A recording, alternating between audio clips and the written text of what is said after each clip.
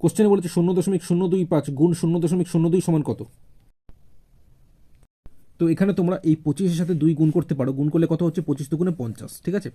এবার দেখবে দশমিকের পর টোটাল কতগুলো ডিজিট হচ্ছে। এখানে দেখতে পাচ্ছি দশমিকের পর 3টে ডিজিট আছে, আর এখানে দশমিকের পর দেখতে পাচ্ছি 2টো ডিজিট আছে, তাহলে টোটাল 5টা ডিজিট হচ্ছে দশমিকের পর। তাহলে এখানে এই 5টা ডিজিটের আগে দশমিক হবে, তো 2টো ডিজিট তো 25 দুগুণে 50 দিয়ে হয়ে গেছে, বাকি 3টে ডিজিট আমরা শূন্য দিয়ে করে নেবো। তাহলে দেখো টোটাল 5টা ডিজিট আর আগে দশমিক হলে, এবার দশমিকের বাদিকে তোমরা শূন্য দিতেও পারো না দিতে পারো।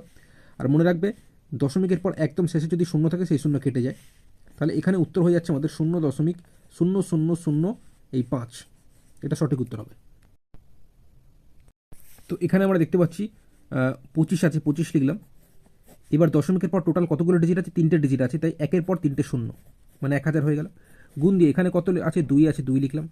দশমিকের পর কটা ডিজিট আছে, 2টো ডিজিট আছে, তাই একের পর 2টো শূন্য। দশমিকের পর যতগুলো ডিজিট হবে একের পর ততগুলো শূন্য আমরা নিচে লিখবো, ঠিক আছে। এবার দেখো উপরে 25 দুগুণে গুণ করলে কত হচ্ছে 50, আর নিচে দেখো এখানে একের পর 3টে শূন্য আর এখানে 2টো শূন্য, মানে টোটাল 5টা শূন্য আছে, উপর শূন্য শূন্য কেটে দাও।